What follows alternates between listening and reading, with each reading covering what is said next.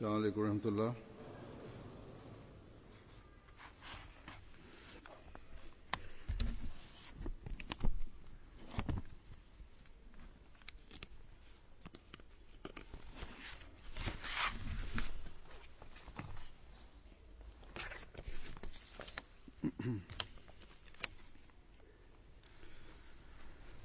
أشهد أن لا إله إلا الله وحده لا شريك له وأشهد أن محمدا عبده ورسوله أما بعد فأعوذ بالله من الشيطان الرجيم بسم الله الرحمن الرحيم الحمد لله رب العالمين الرحمن الرحيم مالك يوم الدين إياك نعبد وإياك نستعين اهدنا الصراط المستقيم صراط الذين أنعمت عليهم غير المغضوب عليهم ولا الضالين.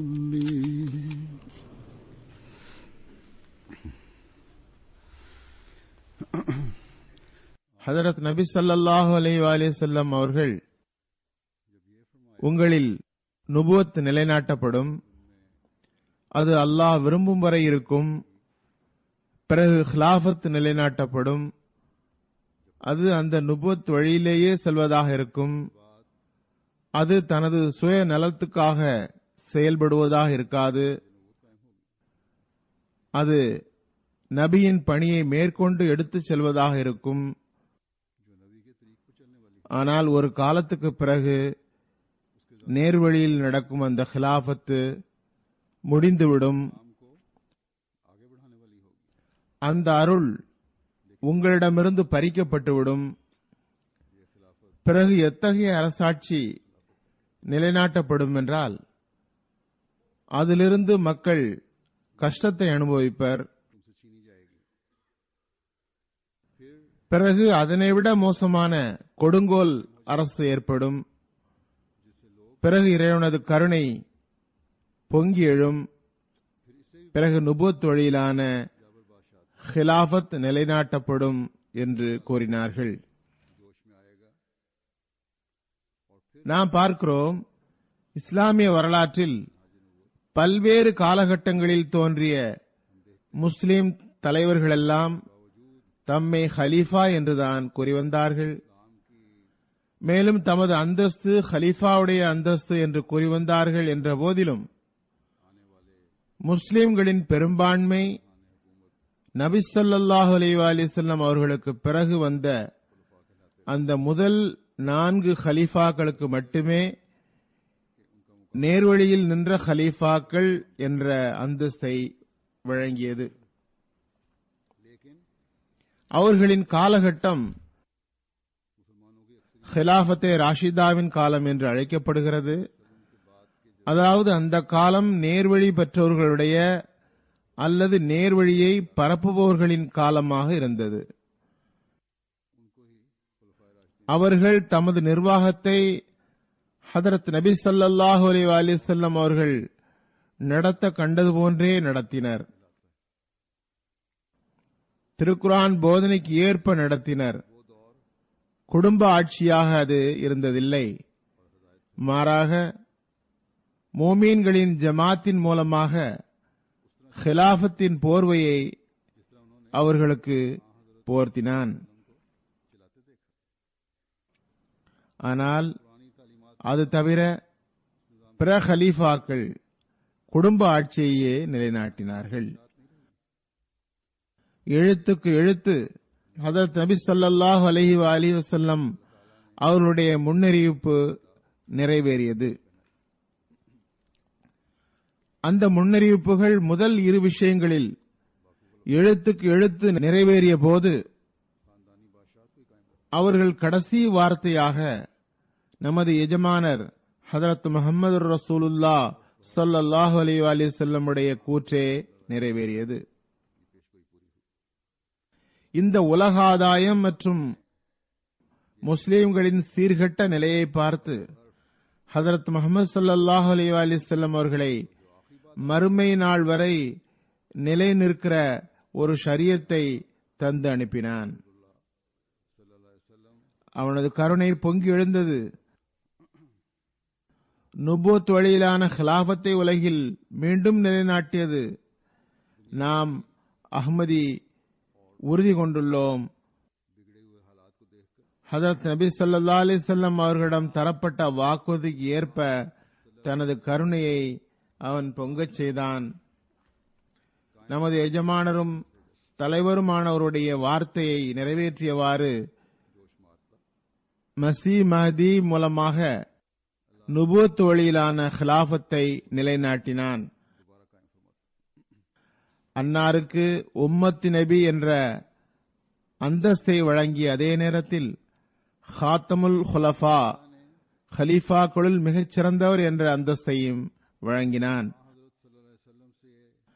ஹதரத் நபி ஸல்லல்லாஹு அலைஹி வஸல்லம் உடைய ஹிலாஃபத்தின் தொடர் ஹதரத் நபி ஸல்லல்லாஹு அலைஹி வஸல்லம் உடைய உண்மையான அடிமையும் ஹலீஃபாக்களுள் மிகச் சிறந்தவருமானவர் மூலமாக தொடர இருந்தது. ஆகவே நாம் நற்பேறு பெற்றவர்கள். ஹதரத் நபி ஸல்லல்லாஹு அலைஹி வஸல்லம் உடைய இந்த நற்செய்தியிலிருந்து பங்கு பெறுபவர்களை சார்ந்தவர்களாக இருக்கிறோம். அன்னார் மூலம் நுபுவத் வழியிலான ஹிலாஃபத் நம்மிடம் நிலைநாட்டப்பட்டது. ஹதரத் நபி ஸல்லல்லாஹு அலைஹி வஸல்லம் அவர்கள் ஆஹரீன மின்ஹும் லம்மா யல்ஹகு பிஹிம் என்பதற்கு விளக்கமாக எந்த பின்னாளில் வருபவர்களை முன்னோர்களுடன் இணைத்தார்களோ அவர்களுள் நாமும் இணைந்தோம். ஹதரத் நபி ஸல்லல்லாஹு அலைஹி வஸல்லம் அவர்கள் தமது அன்பிற்குரியவர் பற்றி கூறினார்கள். அவர் ஈமானை கார்த்திகை நட்சத்திரத்திலிருந்து பூமிக்கு எடுத்துக் கொண்டு வருவார். நம்மை அதனை ஏற்றுக்கொண்டவர்களுடன் இணைத்துள்ளார்கள். ஹதரத் நபி ஸல்லல்லாஹு அலைஹி வஸல்லம் அவர்கள் எந்த மஸீஹ் மஹ்திக்கு தமது சலாமை எட்ட வைக்குமாறு கூறினார்களோ அந்த கடமையை நிறைவேற்ற அல்லாஹ் நமக்கு வாய்ப்பளித்தான். பிறகு அஹ்மதியா ஜமாத்தின் மீது பையத் செய்தவர்களுக்கு அல்லாஹ் தஆலா இன்னொரு அருளையும் வழங்கினான். ஹதரத் மஸீஹ் மவ்ஊத் மூலமாக அவர்களுக்கு பிறகு தொடர்கின்ற ஹிலாஃபத்திடம் பையத் செய்யும் வாய்ப்பை தந்தான். ஆகவே இந்த எல்லா அருள்களும் ஒவ்வொரு அஹ்மதியிடமும் எதிர்பார்ப்பது என்னவென்றால் அதற்கு நன்றி செலுத்தியவாறு தமது நிலைகளில் ஒரு மாற்றத்தை ஏற்படுத்த வேண்டும். அதாவது இறைவனால் தேர்ந்தெடுக்கப்பட்டவரை ஏற்றுக்கொண்டவருக்கு உரிய கடமையை நிறைவேற்ற வேண்டும். அப்போதுதான் அந்த பையத்தின் உரிமையை நிறைவேற்ற முடியும். ஹதரத் வாக்களிக்கப்பட்ட மஸீஹ் மஹ்தி அவர்கள் ஈமானை கார்த்திகை நட்சத்திரத்திலிருந்து பூமிக்கு கொண்டு வர வேண்டியிருந்தது. தம்மை ஏற்றுக்கொண்டவர்களின் உள்ளத்தில் அதனை நிரப்ப வேண்டியிருந்தது. ஒவ்வொரு அஹ்மதியும் அன்னார் இப்பணியை செய்து முடித்தார்கள் என்பதற்கு சாட்சியாக உள்ளனர். ஆனால் ஈமானை நிலைநாட்டுவது என்பது அவர்களின் வாழ்நாள் வரைக்குள் உட்பட்ட பணி அல்ல, அல்லது சில வருடங்கள் வரை நடக்கும் பணி அல்ல. மாறாக ஹதரத் நபி ஸல்லல்லாஹு அலைஹி வஸல்லம் அவர்கள் நுபுவத் வழியிலான ஹிலாஃபத்தை முன்னறிவித்துவிட்டு மௌனமாகிவிட்டார்கள் என்றால் அதன் பொருள் அந்த ஈமானை கியாமத் வரை பூமியில் அதன் மகத்துவத்துடன் நிறைவேற்ற வேண்டியிருந்தது. தம்மை ஹதரத் மஸீஹ் மவ்ஊத் அலைஹிஸ்ஸலாமுடைய ஜமாத்தில் இணைத்துள்ள ஒவ்வொருவருக்கும் அந்த ஈமானை தமது உள்ளத்தில் அமர்த்தியவாறு அதில் எப்போதும் நிலைநிற்பது கடமையாகும். ஹதரத் மஸீஹ் மவ்ஊத் அலைஹிஸ்ஸலாம் அவர்களுக்கு பிறகு அவர்களின் வழியில் நடக்கும் ஹிலாஃபத் அமைப்புடன் இணைந்தவாறு அந்த ஈமானை வெளிப்படுத்தியவராகி அதனை உலகின் மூலை முடுக்குகள் வரை பரவச் செய்து உலகில் நிலைநாட்டுவதும் தௌஹீதை உலகில் நிலைநாட்டுவதும் அவரை ஏற்றுக்கொண்டவரின் கடமையாகும். இந்த பணிக்காக அல்லாஹ் தஆலா நமது எஜமானரும் தலைவருமான ஹதரத் முஹம்மது ஸல்லல்லாஹு அலைஹி வஸல்லம் அவர்களை அனுப்பினான். இந்த பணிக்காக இறைவன் அவரது உண்மை சீடர் உண்மை அடியாராகிய ஹதரத் மஸீஹ் மவ்ஊத் அலைஹிஸ்ஸலாம் அவர்களை அனுப்பினான். இந்த பணியை நிறைவேற்றுவதற்காகவே மறுமை நாள் வரை ஹிலாஃபத்தையும் ஏற்பாடு செய்தான். இதன் காரணத்தினால்தான் ஹதரத் மஸீஹ் மவ்ஊத் அலைஹிஸ்ஸலாம் இவ்வுலகிலிருந்து செல்லும் துயரச் செய்தியுடன் ஒரு நற்செய்தியும் தந்தான். அன்னார் கூறினார்கள், தொன்று தொட்டே அல்லாஹ்வின் வழக்கம் இதுவாகும். அவன் இரு வல்லமைகளை காட்டுகின்றான். எதிரிகளின் இரு பொய்யான மகிழ்ச்சிகளை அழித்து காட்டுவதற்காக. இறைவன் தனது பழைய அவ்வழக்கத்தை இப்போது விட்டுவிடுவது சாத்தியமில்லை. ஏனெனில் அந்த இரண்டாவது வல்லமையை பார்ப்பதும் உங்களுக்கு அவசியமானதாகும். அது வருவது உங்களுக்கு நல்லது, ஏனெனில் அது நிரந்தரமானது. மறுமை வரை அத்தொடர் துண்டிக்கப்படாது. ஆகவே ஈமானை பூமியில் நிலைநாட்டுவதற்காக அல்லாஹ் தஆலா மஸீஹ் மவ்ஊத் அலைஹிஸ்ஸலாமுக்கு பிறகு இரண்டாவது வல்லமையை நிலைநாட்டினான். அல்லாஹ் தஆலா மார்க்கத்தின் எதிரிகள் மார்க்கம் மீண்டும் உலகிலிருந்து அழிந்துவிட்டது என்று சந்தோஷமடைவதை விரும்புவதில்லை. ஷைத்தான் கொக்கரிப்பதை விரும்பவில்லை. எனவே இறைவன் எதிரிகளின் பொய்யான மகிழ்ச்சிகளை அழிக்க வேண்டியுள்ளது. எனவே அவன் ஈமானை ஹதரத் மஸீஹ் மவ்ஊத் அலைஹிஸ்ஸலாமுக்கு பிறகு தொடர்கிற ஹிலாஃபத்திற்கு உதவி செய்தவாறு உலகில் அதனை நிலைநாட்ட வேண்டியுள்ளது. ஆனால் இந்த அமைப்புடன் இணைந்திருப்பதாக வாதிப்பவர்களுக்கு ஒரு கடமையை ஏற்படுத்தியுள்ளான். அந்த ஈமானை உலகில் நிலைநாட்டுவதற்காக அவர்கள் ஹிலாஃபத்திற்கு உதவி செய்ய வேண்டும். அவர்கள் தமது பையத் உறுதிமொழியை முன்னிறுத்தியவாறு ஓர் உறுதியான எண்ணத்தை வெளிப்படுத்த வேண்டும். நாம் நமது ஈமானையும் பாதுகாக்க வேண்டும், மற்றோருக்கும் ஈமானின் ஒளியை காட்ட வேண்டும். ஹதரத் மஸீஹ் மவ்ஊத் அலைஹிஸ்ஸலாம் கூறியது போன்று இது அல்லாஹ் தஆலாவுடைய தொன்று தொட்டே இருந்து வரும் சுன்னத்தாகும். அவன் இரு வல்லமைகளை காட்டுகின்றான். அந்த இரண்டாவது வல்லமை என்பது ஹிலாஃபத் அமைப்பாகும் என்பதை நாம் நன்கறிவோம். ஆகவே ஹிலாஃபத் அமைப்புக்கு மார்க்க முன்னேற்றத்துடன் ஒரு முக்கியமான தொடர்புண்டு. இஸ்லாமிய ஷரியத்தின் ஒரு முக்கியமான பகுதியாகும். மார்க்க முன்னேற்றம் ஹிலாஃபத் இல்லாமல் ஏற்படவே முடியாது. ஜமாத்தின் ஒருமைப்பாடு ஹிலாஃபத் இல்லாமல் நிலைநிற்கவே முடியாது. அல்லாஹ்வின் அருளால் நம்மில் ஒவ்வொருவரும் ஹிலாஃபத்துடன் தொடர்பு வைத்திருக்கக்கூடியவர்கள் இதனை நன்கறிவர். ஹிலாஃபத் ஜமாத்தில் நிலை நிற்பது ஈமானின் பகுதியாகும். ஜமாத்தில் முதலாவது ஹலீஃபத்துல் மஸீஹ் அவர்கள் மரணமடைந்த போது ஜமாத்தில் குழப்பத்தை ஏற்படுத்த முயற்சி செய்பவர்களின் பேச்சை மறுத்து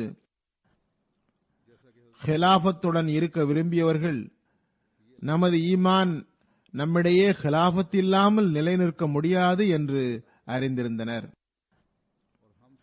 அந்த மக்களின் தியாகத்தின் காரணத்தாலும் அவர்களின் ஈமானின் உறுதிப்பாட்டின் காரணத்தாலும் இன்று நம்மிடையே அந்த பெரியவர்களின் சந்ததிகளெல்லாம் ஹிலாஃபத்தின் அமைப்பிலிருந்து பலன் பெறுகின்றனர். இது தொடர்பான மிக அதிகமான முயற்சியும் தியாகமும் செய்தவர்கள் ஹதரத் இரண்டாவது ஹலிஃபத்துல் மஸீஹ் ஆவார்கள். ஹதரத் இரண்டாவது ஹலிஃபத்துல் மஸீஹின் மீது அபாண்டம் கூறுபவர்கள் பெரும் பெரும் அபாண்டங்களை கூறினர். ஆனால் அன்னாரது உள்ள நிலையோ ஹிலாஃபத்தின் அமைப்பை பாதுகாப்பதாக இருந்தது. அவர்களின் உள்ளத்தின் அப்பொலிவை அவர்களின் வார்த்தைகளிலேயே வைக்கிறேன், ஏனெனில் அது வரலாற்றின் ஒரு பகுதியாகும். குழப்பங்களிலிருந்து தப்புவதற்கு வரலாற்றிலும் ஒரு பார்வையை வைக்க வேண்டும். அதுபோன்று ஈமானின் உறுதிப்பாட்டிற்கும் அது அவசியமாகும். ஈமானின் உறுதிப்பாட்டிற்கும் அது காரணமாக அமைகிறது. ஹதரத் இரண்டாவது ஹலீஃபத்துல் மஸீஹ் கூறுகிறார்கள், ஹதரத் முதலாவது ஹலீஃபத்துல் மஸீஹ் மரணமடைந்த இடத்தில் அந்த வீட்டின் அறையில் நான் மௌலவி முகமது அலி சாஹிபை அழைத்து கூறினேன், ஹிலாஃபத்தை பற்றி எந்த சச்சரவும் செய்ய வேண்டாம், சச்சரவு ஏற்படவும் கூடாது.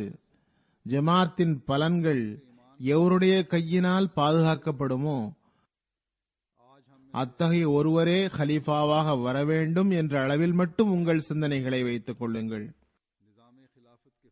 அவர் மூலம் ஜமாத்தின் முன்னேற்றத்திற்காக முயற்சி செய்யப்பட வேண்டும். ஏனெனில் தியாகம் எங்கு சாத்தியமோ அதன் மூலமே சமாதானம் ஏற்பட முடியும்.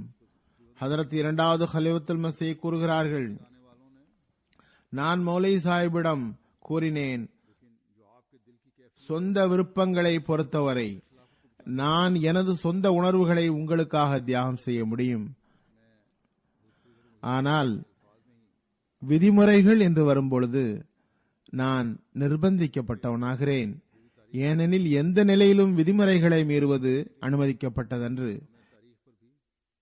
எமக்கும் உங்களுக்கும் இடையில் இந்த ஒரு வித்தியாசம்தான் உள்ளது. நாங்கள் ஹிலாஃபத்தை ஒரு மார்க்க விவகாரமாக கருதுகிறோம். ஹிலாஃபத்தின் இருப்பை அவசியமானதாக கருதுகிறோம். ஆனால் நீங்கள் ஹிலாஃபத்தின் இருப்பையே அனுமதிக்கப்படாததாக ஆக்கிவிட முடியாது. ஏனெனில் இப்போதுதான் உங்களுக்கு ஒரு ஹலீஃபாவின் பையத்திலிருந்து சுதந்திரம் கிடைத்துள்ளது. பொருள் என்னவென்றால், அம்மக்கள் ஹதரத் முதலாவது ஹலீஃபத்துல் மஸீஹிடம் பையத் செய்திருந்தனர். அன்னார் மரணமடைந்த பிறகுதான் ஹிலாஃபத் வேண்டாம், நாங்கள் ஹிலாஃபத்தை விட்டு சுதந்திரமாகிவிட்டோம் என்று கூறினர்.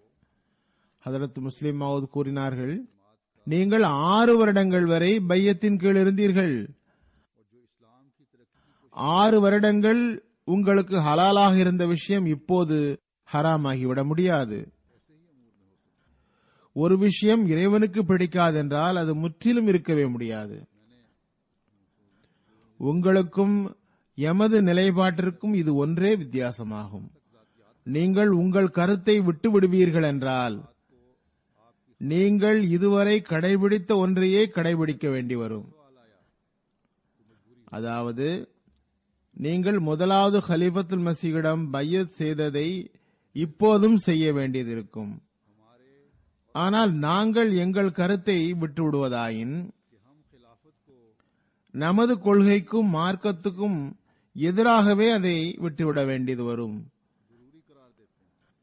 இதுவரை நாங்கள் ஒருபோதும் அமல் செய்திராத ஒன்றை அமல் செய்ய வேண்டி வரும். எனவே நீங்கள் இதுவரை மேற்கொண்ட காரியத்தையே இப்போதும் செய்யுங்கள். எம்மை எங்கள் மார்க்கத்துக்கும் விதிமுறைக்கும் மாற்றமாக நடக்குமாறு நிர்பந்திக்காதீர்கள்.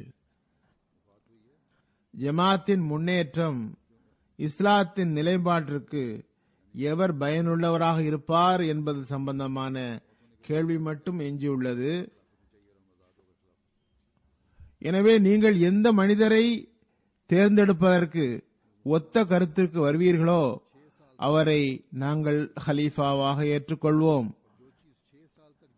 அல்லாஹின் அருளால் ஜமாத்தில் பெரும்பாலார் ஹிலாஃபத் அமைப்பு நிலைநாட்டப்பட வேண்டும் என்று விரும்பினர். ஹதரத் மஸீஹ் மவ்ஊத் அலைஹிஸ்ஸலாமுடைய தெளிவான வழிகாட்டல் ஜமாத்தின் முன் உள்ளது. இந்த மீட்டிங் மிக நீண்டதாக ஆனதும் மௌலவி முஹம்மது அலி சாப் பிடிவாதத்துடன் இருந்தார். மக்கள் கதவை தட்டத் தொடங்கினர். விரைவாக முடிவெடுங்கள், எங்களிடம் பையத் வாங்குங்கள் என்று குரல் எழுப்பினர். எவ்வாறு இருப்பினும் ஹதரத் இரண்டாவது ஹலீஃபத்துல் மஸீஹ் கூறுகிறார்கள், மௌலவி சாஹிபிடம் நான் கூறினேன், நான் உங்கள் மனதின் ஐயங்களை அகற்றிவிட்டேன். எனவே ஹலீஃபா யாராக இருப்பார் என்பதுதான் உங்களின் கேள்வியாக இருக்க வேண்டும். ஹலீஃபா என்று ஒருவர் வேண்டாம் என்று கூறக்கூடாது. உடனே மௌலவி சாப் கூறினார், ஹலீஃபாவாக யார் வருவார் என்று உங்களுக்கு தெரியும், எனவேதான் நீங்கள் அழுத்தம் தருகிறீர்கள். ஹதரத் முஸ்லிம் மவ்ஊத் கூறினார்கள், எவர் ஹலீஃபாவாக போகிறார் என்று எனக்கு தெரியாது. ஹதரத் இரண்டாவது ஹலீஃபத்துல் மஸீஹ் மேலும் கூறினார்கள், நீங்கள் யாரை தேர்ந்தெடுக்கிறீர்களோ அவரிடம் நான் பையத் செய்வேன். அதாவது முகமது அலி சாப் யாரை தேர்ந்தெடுக்கிறீர்களோ அவரிடம் நான் பையத் செய்வேன். நீங்கள் தேர்ந்தெடுத்தவரிடம் நான் பையத் செய்யும் பொழுது பிறகு ஹலீஃபாவின் பெயரை வழிமொழிபவர் எதிர்ப்பது பற்றிய கேள்வியே எழாது. ஆனால் மௌலவி சாப் அதனை ஏற்க விரும்பாதவராக இருந்தார், ஏற்கவும் இல்லை. ஹதரத் முஸ்லிம் மவ்ஊத் ரலியல்லாஹு அன்ஹு கூறுகிறார்கள், நான் அவரிடம் சொன்னேன், நீங்கள் என்னை பற்றி தப்பெண்ணம் கொள்கிறீர்கள். நான் எனது உள்ளத்தை எவ்வாறு பிளந்து காட்டுவேன்? என்னால் என்றளவு தியாகம் செய்ய தயாராக உள்ளேன். பிறகு சிறிது நேரம் கழித்து வாசல் திறக்கப்பட்டது. எல்லாரும் வெளிவந்ததும் மௌலவி முகமது அஹ்சன் சாப் அம்ரோஹி அவர்கள் ஹலிஃபத்துல் மஸீஹாக ஹதரத் மிர்சா பஷீருத்தீன் அஹ்மத் அவர்களின் பெயரை முன்மொழிந்தார்கள். அன்னாரிடம் பையத்து வாங்குமாறு ஜமாத் நிர்பந்தித்தது. அன்னார் மிகவும் அதிகமாக கூறினார்கள், எனக்கு பையத்தின் வார்த்தைகள் கூட நினைவில் இல்லை. அநேகமாக மௌலவி சையது சர்வர் சாஹிப் கூறினார்கள், நான் படித்துக் கொண்டே செல்கிறேன். இவ்வாறு இரண்டாவது வல்லமை நிலைநாட்டப்படுவதில் குழப்பவாதிகள் குழப்பத்தை ஏற்படுத்த முயன்றார்கள். அதனை அல்லாஹ் தஆலா தனது ரசூலுடைய வார்த்தைகளை நிறைவேற்றியவாறு அதில் அவர்களது செயல்களை தோல்வியடைய செய்தான். நுபுவத்தின் வழியிலான ஹிலாஃபத்தை ஹதரத் மஸீஹ் மவ்ஊத் அலைஹிஸ்ஸலாமுடைய வஃபாத்திற்கு பிறகு இரண்டாவது முறையாக நிலைநாட்டினான். ஹிலாஃபத்திலிருந்து விலகியவர்களோ பெரும் பெரும் மார்க்க அறிஞராக இருந்தனர், உலக அறிஞர்களாகவும் இருந்தனர், படித்தவர்களாகவும் இருந்தனர், அனுபவசாலிகளாகவும் இருந்தனர், செல்வந்தவர்களாகவும் இருந்தனர். அஞ்சுமனின் அனைத்து கருவூலங்களையும் தமது ஆதிக்கத்தில் எடுத்துக் கொண்டிருந்தனர். ஆனால் அவர்கள் செயலற்று தோல்வியடைந்து போயினர். மௌலவி சாப் இரண்டாவது ஹிலாஃபத்து தேர்ந்தெடுத்த பிறகு காதியானில் இருந்தே சென்று விட்டது மட்டுமன்றி பையத் செய்யாத அம்மக்கள் ஹிலாஃபத் அமைப்பை முடிவுக்கு கொண்டு வருவதற்காக பிறகும் கூட பல குழப்பங்களை தொடர்ந்தனர். ஆனால் எப்போதுமே அவர்கள் தோல்வியின் முகத்தையே காண நேர்ந்தது. ஏனென்றால் இறைவனின் வாக்குறுதி ஹிலாஃபத் அமைப்பை தொடரச் செய்வதாக இருந்தது. இம்மக்கள் எல்லா வகையிலும் தோல்வியடைந்து காதியானை விட்டு சென்றனர். கருவூலத்தை முற்றிலும் காலியாக்கிவிட்டனர்.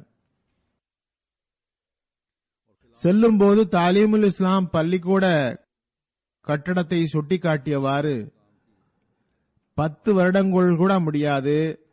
அதற்குள் ஆரியர்களும் கிறிஸ்தவர்களும் இதனை கைப்பற்றி விடுவர் என்று கூறினர். ஆனால் பாருங்கள், அல்லாஹ் தஆலா எத்தனை மகிமையுடன் தனது வாக்குறுதியை நிலைநாட்டினான். எவ்வாறு தனது ரசூல் ஸல்லல்லாஹு அலைஹி வஸல்லம் உடைய கூற்றை நிறைவேற்றினான். எவ்வாறு ஹதரத் மஸீஹ் மவ்ஊத் அலைஹிஸ்ஸலாம் அவர்களுக்கு தரப்பட்ட வாக்குறுதிகளை நிறைவேற்றியது மட்டுமன்றி இன்று வரை ஒவ்வொரு நாளும் புத்தம் புதிய மகிமைகளுடன் நிறைவேற்றிக் கொண்டே இருக்கிறான். அவர்கள் 10 வருடம் என்று கூறினர். அதற்கு முன்னரே இதனை ஆரியர்கள் அல்லது கிறிஸ்தவர்கள் கைப்பற்றி விடுவர் என்று கூறினர். ஆனால் இறைவனது பணிகளுக்கு என்று ஒரு மகிமை உள்ளது. 10 வருடங்களும் கழிந்தன. அதற்கு பிறகும் பல காலங்கள் கழிந்தன. இன்று அதற்கு 101 வருடங்கள் ஆகிவிட்டன.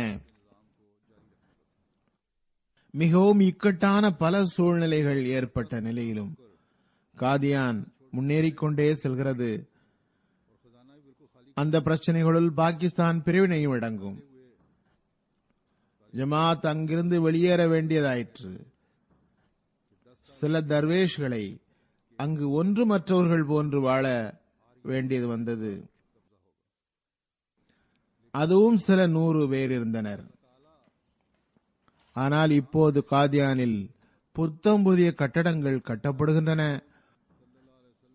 ஒரு ஸ்கூலை கைப்பற்றி விடுவது பற்றி பேசினார்கள். பல கோடிகள் செலவில் புதிய ஸ்கூல் உருவாகிறது. தப்லீக் பணிகளும் கூட இறையருளால் அங்கு மிகவும் பரந்த அளவில் நடக்கிறது. பிறகு காதியானில் மட்டுமல்ல, உலகில் பெரும்பாலான நாடுகளில் அஹ்மதியா ஹிலாபத்துடன் தொடர்புள்ள ஜமாத்தின் பல மாடி கட்டடங்கள் அல்லாஹ்வின் உதவி ஒத்தாசைக்கு சான்று தந்து கொண்டிருக்கின்றன. உலகில் ஒவ்வொரு மார்க்கத்தை சார்ந்த தனிநபர் வரை இஸ்லாத்தின் அழகிய போதனை சென்று சேர்ந்து கொண்டிருக்கிறது. எனவே அல்லாஹ் தஆலாவுடைய இந்த ஆதரவுகள் அல்லாஹ்வுடைய ஹிலாஃபத் அமைப்புடன் உள்ளன. அதன் காட்சியை நாம் ஒவ்வொரு நாளும் பார்க்கிறோம். ஜெர்மனியும் அந்த அருளில் இருந்து வெறுமையாக இல்லை. அஹ்மதியா ஹிலாஃபத்துடன் தம்மை இணைத்துள்ள மக்களுக்கு அவ்வருளை இறைவன் கொண்டு சேர்க்கிறான். சில நாட்களுக்கு முன் ஜமாத்தின் 2 கிளை அமைப்புகளான அன்சாருல்லா மற்றும் லஜ்னா இமாஇல்லா இணைந்து 5 மாடி கட்டடம் ஒன்றை வாங்கியுள்ளன. அது 1.7 மில்லியன் அல்லது 17 லட்சம் யூரோவுக்கு வாங்கப்பட்டுள்ளது.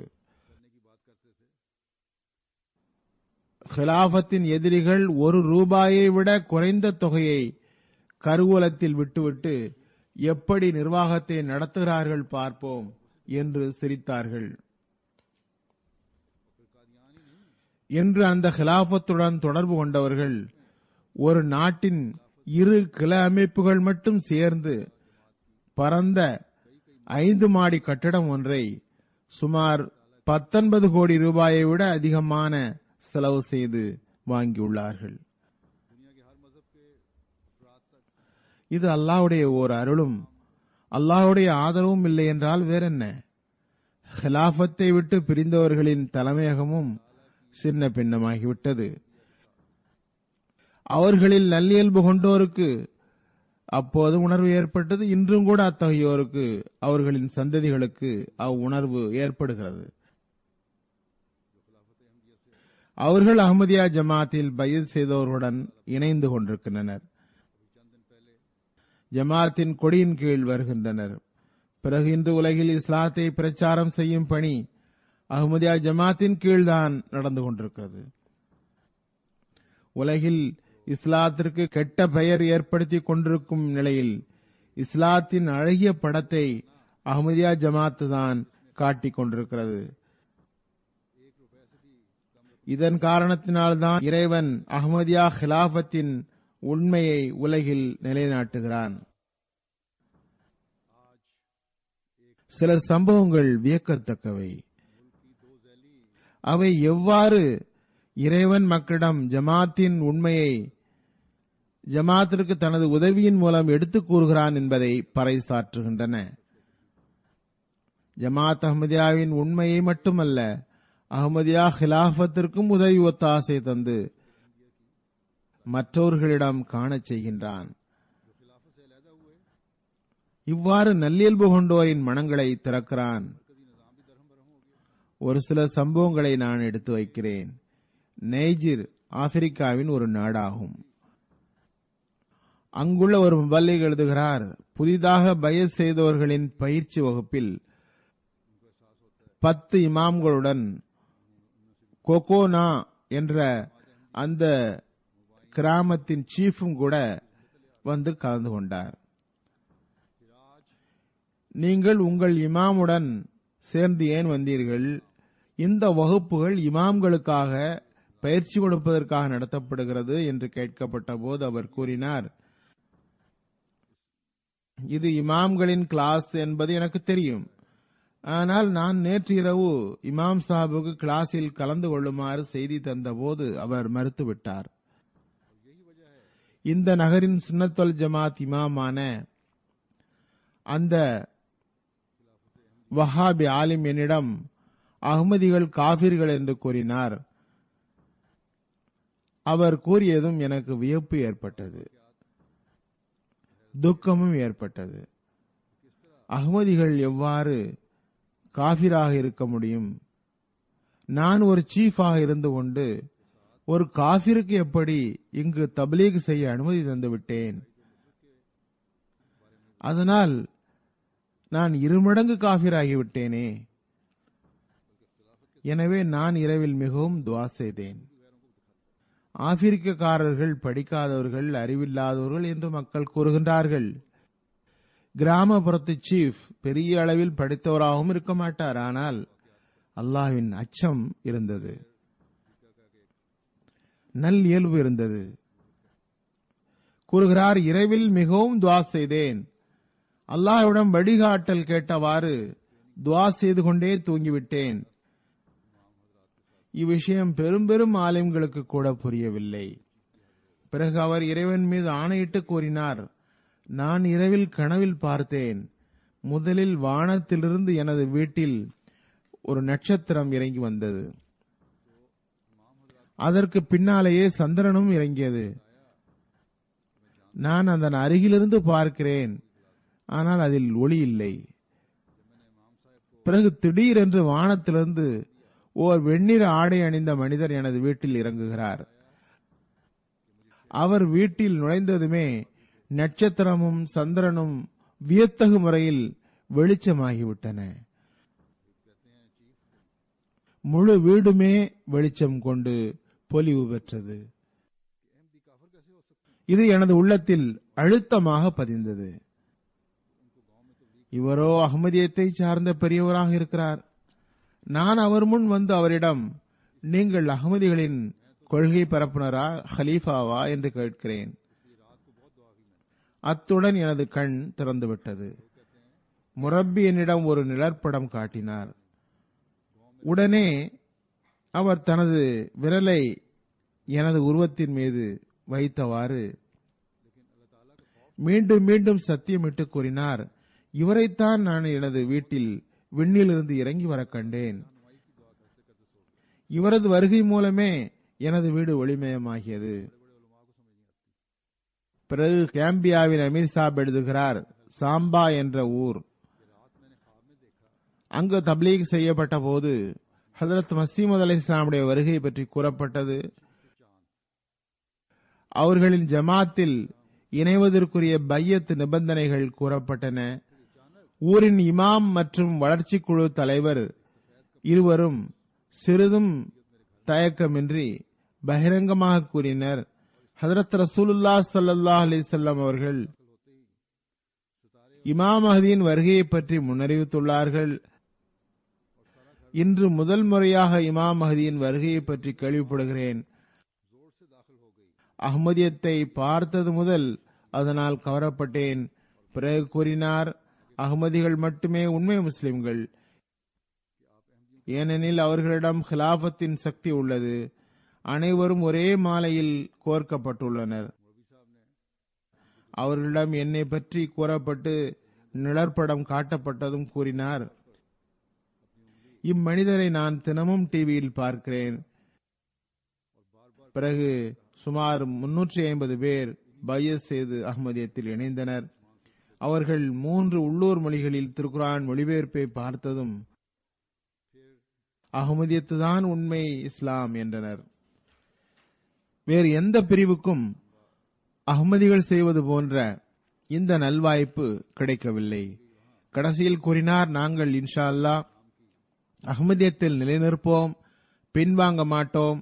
ஏனெனில் உண்மை இஸ்லாம் இதுவே. மற்ற மௌலவிகள் ஏமாற்றுகின்றனர். பிறகு இந்த சுற்றுப்பயணத்தின் கடைசியில் பள்ளிவாசல் திறப்பு விழாவின் போது, ஹானாவின் பள்ளி திறப்பு விழாவின் போது உள்ளூர் மக்கள், பல்வேறு தரப்பட்ட மக்கள், அரசியல்வாதிகள், தொழில் செய்வோர், ஆசிரியர்கள், பிற படித்த மக்கள் இருந்தனர். ஆண்களும் இருந்தனர், பெண்களும் இருந்தனர். அவர்களுள் பலர் தங்களது எண்ணங்களை வெளிப்படுத்தினர். ஒருவர் கூறினார், எங்களுக்கு பல்வேறு அஹ்மதிகளுடன் அறிமுகம் உண்டு. அஹ்மதியத்தை பற்றி நான் நன்கு தெரிந்திருப்பதாக கருதினேன். அந்த அறிமுகத்தின் காரணத்தால் அவ்வாறு கருதியிருந்தேன். ஆனால் உங்கள் ஹலீஃபாவின் பேச்சை கேட்டு என்னிடம் ஏற்பட்ட தாக்கம் முன்னர் ஏற்பட்டதில்லை என்று இதனை கூறுபவரிடம் அவர் கூறினார். எனக்கு இஸ்லாத்தின் உண்மை நிலை பற்றி சரியாக இப்போதுதான் தெரிய வருகிறது. அது என் உள்ளத்தில் இறங்கிவிட்டது. இதுவே அல்லாஹ்வின் அருளால் ஹிலாஃபத்துடன் தொடர்புடையதாக உள்ளது. நான் ஒரு எளிய மனிதன். எனது நிலைமை பற்றி எனக்கு தெரியும். என்னிடம் எந்த சிறப்பும் இல்லை. ஆனால் அல்லாஹ் தஆலா ஹிலாஃபத்திற்கு ஆதரவு தருவதாக வாக்களித்துள்ளான்.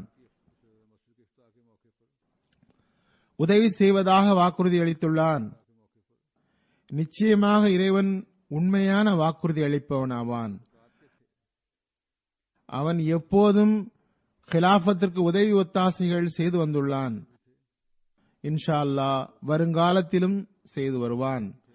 ஹதரத் மஸீஹ் மவ்ஊத் அலைஹிஸ்ஸலாம் கூறியது போன்று இரண்டாவது வல்லமை இறைவனால் நிலைநாட்டப்பட்டது. இறைவன் அதற்கு ஆதரவை வெளிப்படுத்துவதை நாம் பார்த்து வருகிறோம்.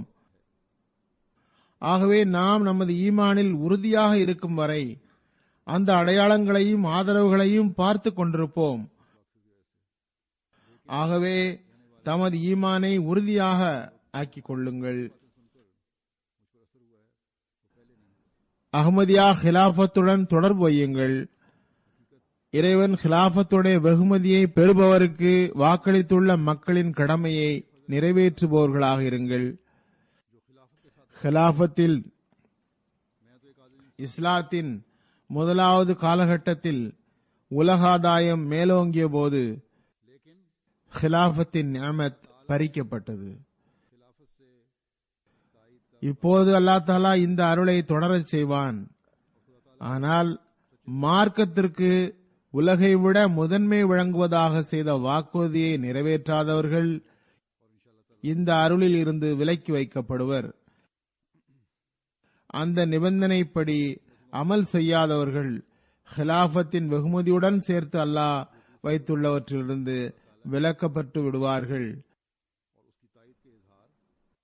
அல்லாஹ் தஆலா ஹிலாஃபத் மூலமாக பயத்தில் இருந்து பாதுகாப்பு தருவதாக வாக்குறுதி தந்துள்ளான். அல்லாஹ்வுடைய கடமையை நிறைவேற்றுபவர்களுக்கு முதலாவது கடமை யாபுதூனனி, அவர்கள் என்னையே வணங்குவார்கள். ஆகவே அந்த நிஅமத்திலிருந்து பயன் பெறுவதற்கு அல்லாஹ்வுக்கு இபாதத் செய்யும் கடமையை நிறைவேற்ற வேண்டும். தமது ஐவேளை தொழுகையை பாதுகாத்து வர வேண்டும். அழகிய முறையில் நிறைவேற்றுவதில் கவனம் செலுத்துங்கள். பிறகு கூறினான், லா யுஷ்ரிகூன பி ஷைஆ, அவர்கள் எந்த ஒரு பொருளையும் எனக்கு இணையாக்க மாட்டார்கள். ஆகவே இவ்வுலகில் மனிதன் பல விஷயங்களுக்கு முன்னுரிமை தருகின்றான்.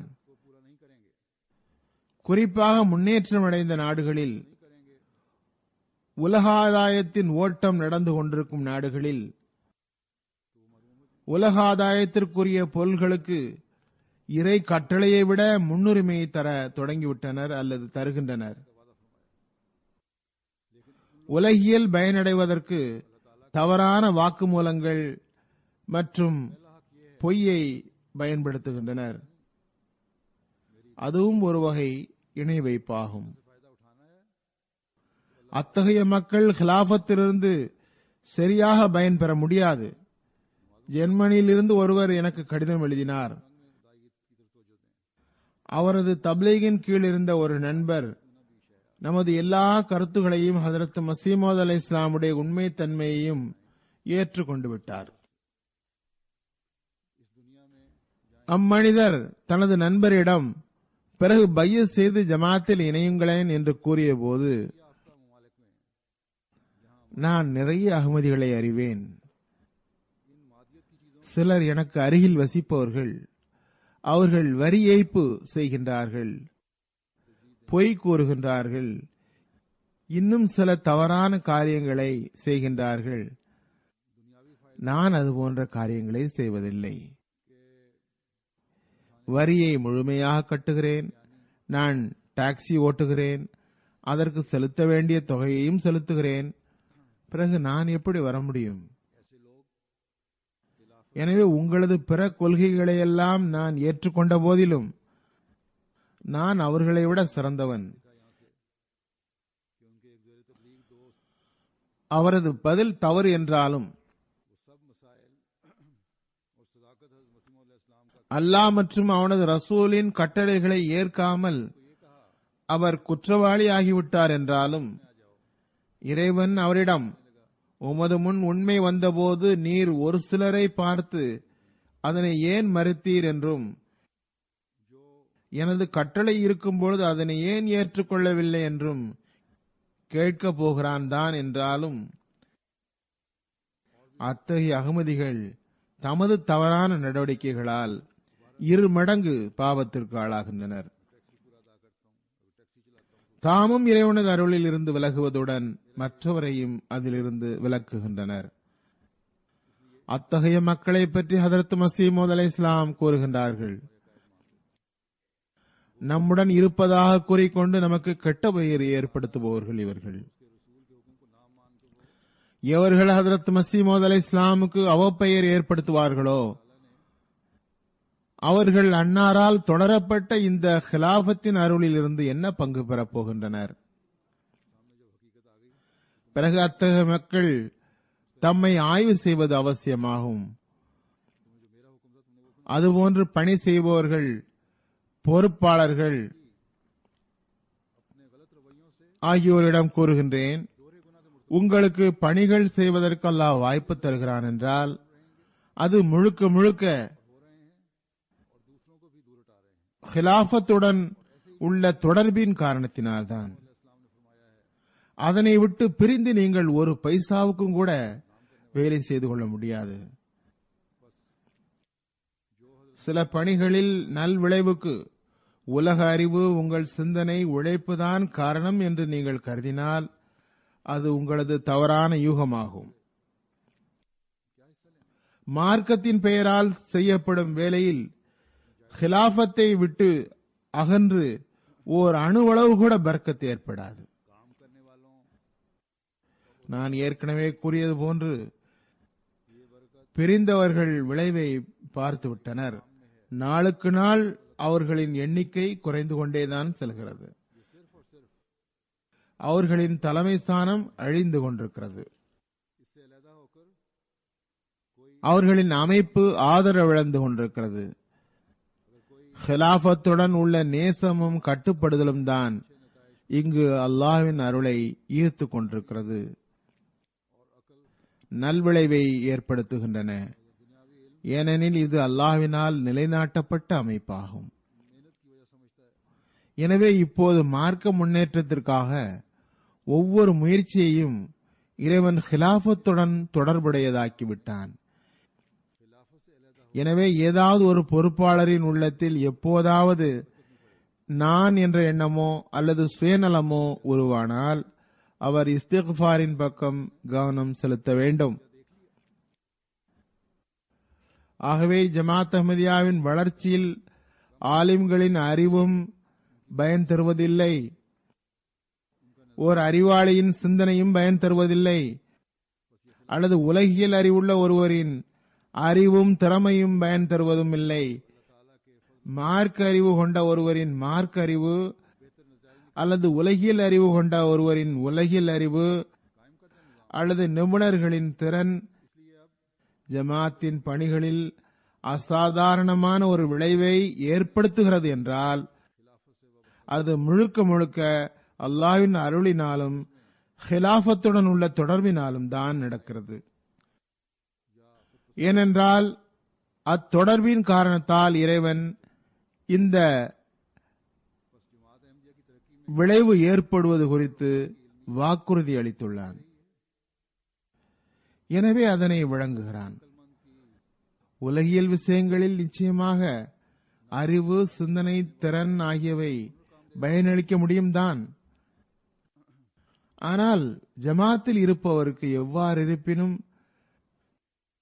மிகச்சிறந்த விளைவுக்காக, குறிப்பாக ஜமாத் பணிகளில் தம்மை தாமே முதலில் ஹிலாஃபத்திற்கு கட்டுப்பட்டவராக ஆக்க வேண்டும்.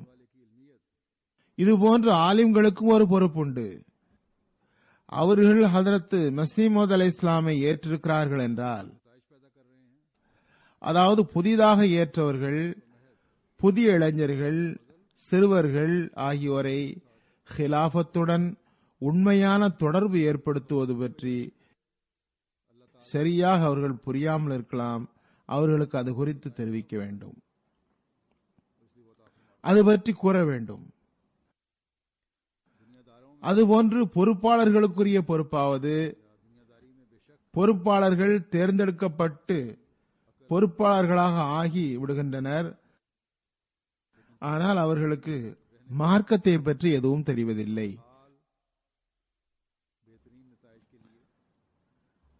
அவர்கள் தமது பதவியை உலகியல் பதவி போன்று கருதுகின்றனர்.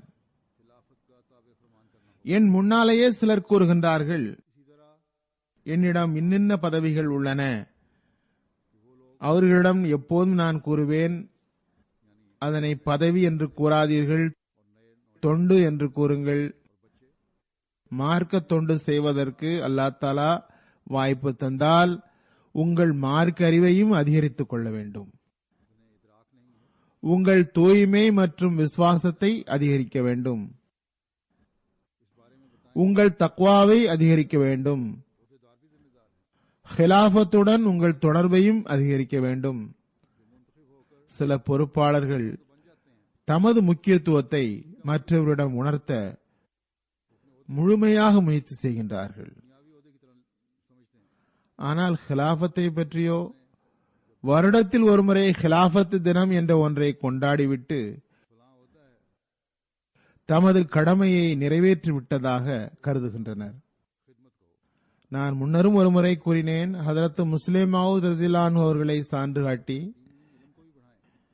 ஹிலாஃபத்துடன் தொடர்பு கொள்வது பற்றி எவ்வளவு அழுத்தம் தர வேண்டுமோ அந்த அளவு தரப்படவில்லை. நான் கூறியதற்கு இணங்க சிலர் மாநாடுகளில் உரை நிகழ்த்த தொடங்கிவிட்டனர் தான். ஆனால் இந்த விஷயத்தை பதிய வைப்பது மிக மிக அவசியம். அதாவது காலத்தின் ஹலீஃபாவின் வார்த்தைகளை கேளுங்கள், அதன்படி அமல் செய்ய முயற்சி செய்யுங்கள். உங்கள் ஹிலாஃபத்துடன் தொடர்பை அதிகமாக்குங்கள். எவர்கள் இதனை புரிந்து கொண்டார்களோ அவர்கள் தமது நிலைமைகளில் கூட அசாதாரணமான மாற்றத்தை உணர்வர். கடந்த நாட்களில் கனடாவின் சுமார் 100க்கும் மேற்பட்ட ஹுதாம், அமெரிக்காவின் 200க்கும் மேற்பட்ட ஹுதாம், பல்வேறு வயதினர் என்னை லண்டனில் சந்திக்க வந்தனர். அவர்களுள் புதிதாக பைஅத் செய்தவர்களும் இருந்தனர். 3 நாட்கள் இருந்தனர். அதற்கு பிறகு அவர்களது தாக்கம் முற்றிலும் வேறுபட்டதாக இருந்தது. வியத்தகு பற்றும் விசுவாசமும் அவர்களிடம் ஏற்பட்டது. அதனை பார்த்தும் கேட்டும் வியப்பு ஏற்படுகிறது. சென்ற பிறகு அவர்களிடம் அது வெளிப்பட்டது. தமது நிலைமைகளில் ஏற்பட்ட மாற்றத்தை வெளிப்படுத்தியிருக்கிறார்கள். நாங்கள் தொழுகையை முறைப்படி பேணுவோம் என்று உறுதியெடுத்தனர். ஜமாத்துடன் முறைப்படி தொடர்புடன் இருப்போம் என்று உறுதியெடுத்தனர். ஹிலாஃபத்துடன் தமது தொடர்பை அதிகரிப்பதாக உறுதியெடுத்தனர். அதற்கு முன்னர் ஹிலாஃபத்துடன் தொடர்பு கொள்வது பற்றி அவர்களுக்கு சொல்லப்படவும் இல்லை, அந்த அனுபவம் இல்லை. நிச்சயமாக தனி சந்திப்பு மூலம் இருபுறமும் அன்பின் ஒரு பிரத்யேக நிலை உருவாகிறது. ஆனால் பல்வேறு சம்பவங்கள் மூலம் ஆலிம்களும் பொறுப்பாளர்களும் ஹிலாஃபத்தின் முக்கியத்துவத்தை ஜமாத்திடம் அவ்வப்போது கூறிக்கொண்டிருக்க வேண்டும். அதன் மூலம் ஈமானில் உறுதிப்பாடும் ஒளியும் உருவாகிறது. பொறுப்பாளர்கள் ஹிலாஃபத்தின் பிரதிநிதிகள் என்ற பெயரில் தமது முக்கியத்துவத்தை தெளிவுபடுத்த விரும்புகின்றனர். ஏதாவது பொறுப்பாளர் எழுந்தால் நான் ஹலீஃபாவின் பிரதிநிதி என்கின்றனர். அத்தகைய பொறுப்பாளர்களுள் ஆண்களும் இருக்கிறார்கள், லஜ்னாவின் தலைவிகளும் இருக்கிறார்கள், அதன் பொறுப்பாளர்களும் அடங்குவர்.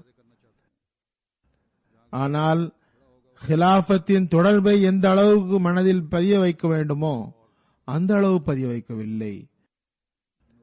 அந்த பொறுப்பாளர்கள் ஹிலாஃபத்துடன் உள்ள தொடர்பை உறுதிப்படுத்த முயற்சி செய்தால் அந்த பொறுப்பாளர்களின் முக்கியத்துவம் தன்னாலேயே அதிகமாகும். அந்த பொறுப்பு ஆலிம்களுக்கு உள்ளது. அதில் முரப்பிமார்கள், பொறுப்பாளர்கள், மார்க்கறிவு படைத்தோர் அனைவரும் அடங்குவர். காலத்தின் ஹலீஃபாவின் கரங்களுக்கு வலு சேருங்கள். உங்கள் அமல்களை காலத்தின் ஹலீஃபாவின் கீழ் கொண்டு வாருங்கள். மற்றோருக்கும் அதற்கு போதனை செய்யுங்கள். ஒரு முறை கூறிவிட்டோம், விஷயம் முடிந்தது என்ற கற்பனை தவறாகும். அறவுரை மற்றும் தொடர்பை வெளிப்படுத்துதல் ஆகியவை மீண்டும் மீண்டும் செய்ய வேண்டும். ஹதரத் இரண்டாவது ஹலீஃபத்துல் மஸீஹ் ஒரு ஹுத்பாவில் முரப்பிமார்கள் மற்றும் மார்க்க அறிஞர்களுக்கு இது சம்பந்தமாக மிகவும் முக்கியமான போதனை செய்தார்கள். அன்னார் கூறுகிறார்கள், மார்க்கம் பற்றிய வேதனையும் மார்க்க உணர்வும் கொண்டவர் இறைவனது இயக்கம் நற்பெயருடன் உலகில் நிலைநாட்டப்பட வேண்டும் என்று விரும்பும் ஒரு மூமின் இஸ்லாத்திற்கு ஹதரத் நபி ஸல்லல்லாஹு அலைஹி வஸல்லம் காலத்தில் இருந்த கண்ணியம் மீண்டும் கிடைத்திட அதற்காக மஸீஹ் மவ்ஊத் அலைஹிஸ்ஸலாம் செய்த முயற்சிகள் வீணாகாமல் இருப்பதற்கு அம்மனிதர் ஹலீஃபாவுடன் அல்லும் பகலும் ஒத்துழைப்பு தந்து மனதளவில் கூட ஜமாத்தின் சீர்திருத்தம் பெறுவதற்காக அம்மனிதர் கல்யாண வைபவங்களில் மக்கள் தமது முன் ஆடைகளை விரித்து நிறைப்பது போன்று சில பகுதிகளில் பேரீத்தம் பழங்களை தம்முடைய மடியில் விழ வேண்டும் என்பதற்காக தம்முடைய முன் ஆடைகளை இவ்வாறு விரித்து வைப்பது வழக்கம். அதே போன்று முன் ஆடைகளை விரித்து வைக்கக்கூடிய அந்த பழக்கம் இருக்கிறது. அதே போன்று காலத்தின் ஹலீஃபா சில விஷயங்களை கூறினால் அதனை வாங்கி ஜமாத் மக்களிடம் திரும்ப திரும்ப கூற வேண்டும், மீண்டும் திரும்ப கூற வேண்டும், மீண்டும் திரும்ப கூற வேண்டும். எந்த அளவுக்கு என்றால் குறைமதி கொண்ட மனிதருக்கும் கூட விஷயம் புரியும் அளவுக்கு கூற வேண்டும். மார்க்கத்தின்படி சரியாக நடப்பதற்கு அவர்களுக்கு வழி கிடைக்க வேண்டும். அல்லாஹ் தஆலா ஜமாத்தில் உள்ள தனிநபருக்கும் சரி, பொறுப்பாளர்களுக்கும் கூட கிலாஃபத்தின் கருத்துக்களை தாம் கேட்பதுடன் மட்டும் நிற்காமல் அமல் செய்பவர்களாவதற்கு தௌஃபீக் தருவானாக. கிலாஃபத் தினத்தின் போது வெறுமே பற்றினை வெளிப்படுத்தி கிலாஃபத் தின வாழ்த்துக்களை தந்து தமது கடமையை நிறைவேற்றியவராக இம்மக்கள் கருதிவிடக்கூடாது. அல்லாஹ் தஆலாவின் விருப்பத்திற்கு ஏற்ப நாம் கிலாஃபத்தின் வெகுமதிகளை சுவீகரிப்பவர்கள் ஆவோமாக.